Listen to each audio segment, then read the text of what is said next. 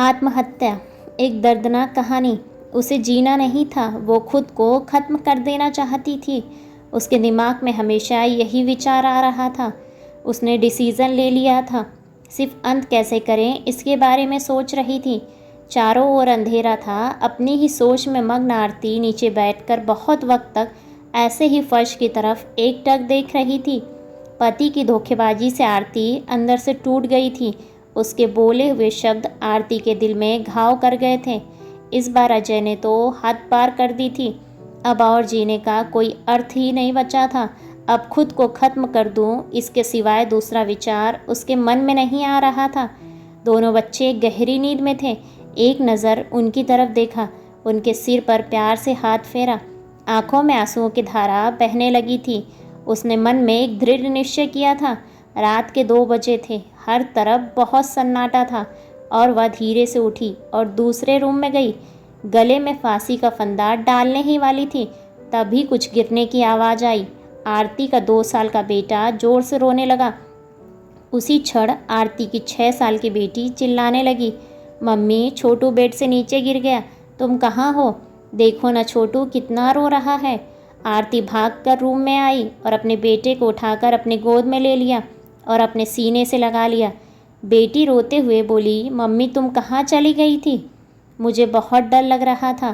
तुम हम दोनों को छोड़कर कहीं मत जाओ, मुझे अकेले में बहुत डर लगता है। आरती ने अपने दोनों बच्चों को पास में लेकर ज़ोर से गले लगा लिया और रोने लगी। दोनों बच्चे उसके सीने से लिपट कर सो गए। रोते रोते आरती को कब नींद आ गई उसे पता ही नहीं चला। काम वाली बाई गंगू की आवाज़ से आरती की नींद टूटी। अरे मैडम, आपने बाहर का गेट खुला क्यों छोड़ दिया था? अरे मैडम क्या हुआ? अभी तक आप सोई हुई हो? तबीयत तो ठीक है ना? वो खुद को संभालते हुए बोली, हाँ थोड़ी तबीयत ठीक नहीं है। घड़ी में वक्त देखा तो 8:30 बजे थे। आज तुम्हें आने में इतनी देर क्यों हो गई? मैडम, चौथी गली में मेहता जी रहते हैं ना, उनकी बहू ने फांसी लगाकर आत्महत्या कर ली। 2 बच्चे हैं उनकी एक 10 साल की बेटी और 6 साल का बेटा है। यह सुनकर आरती के कलेजे को धक्का लगा। अपनी साड़ी ठीक करके उसने पूछा, कब हुआ? गंगू ने बोला, रात को हुआ मैडम। मैंने ऐसा सुना है कि उसके पति का दूसरी औरत से संबंध था। कमबख्त अभी तक नहीं आया। आरती गुस्से से बोली, अच्छा किया, वह आए या ना आए उससे क्या फ़र्क पड़ता है, अब वह थोड़ी ना देखने आने वाली है। ये सुनकर गंगू आरती के कान के पास आई और धीरे से बोली, मैडम मैं अनपढ़ गंवार हूँ और घर घर में जाकर झाड़ू पोछा करके अपना पेट भरती हूँ, और आप पढ़े लिखे लोग हो। भले ही मैं आपसे उम्र में बड़ी हूँ, जीवन का अनुभव आपसे थोड़ा ज़्यादा है।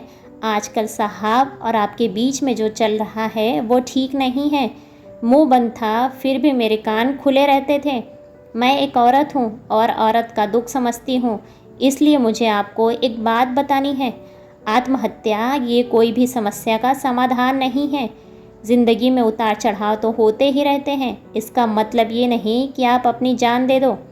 कभी कभी आदमी अपना रास्ता भटक जाता है, पर अंत में घूमकर अपने ही घर वापस आता है, और जब नहीं आए तो भी क्या फ़र्क पड़ता है।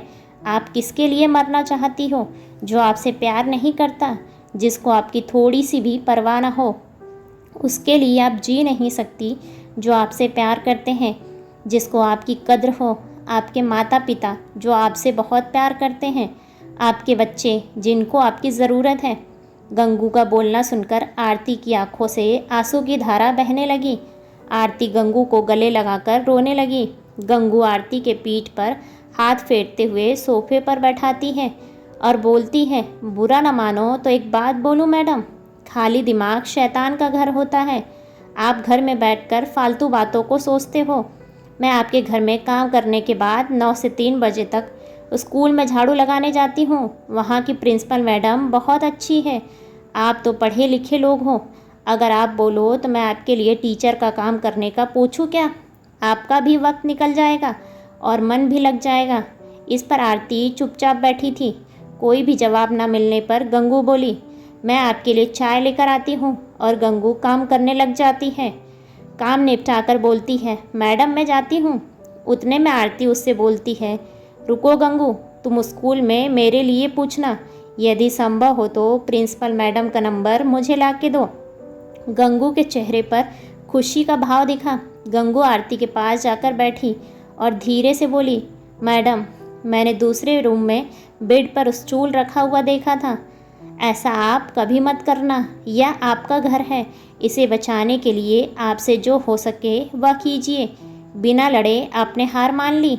गंगू आरती का हाथ अपने हाथ में लेकर बोली, मैडम, एक फिल्म में हीरो ने एक डायलॉग बोला था, लड़ाई लड़कर जीती जाती है, मरकर नहीं, क्योंकि मुर्दे कभी लड़ा नहीं करते। गंगू हाथ नचाते हुए ऐसे बोलने लगी। यह देखकर आरती को हंसी आ गई।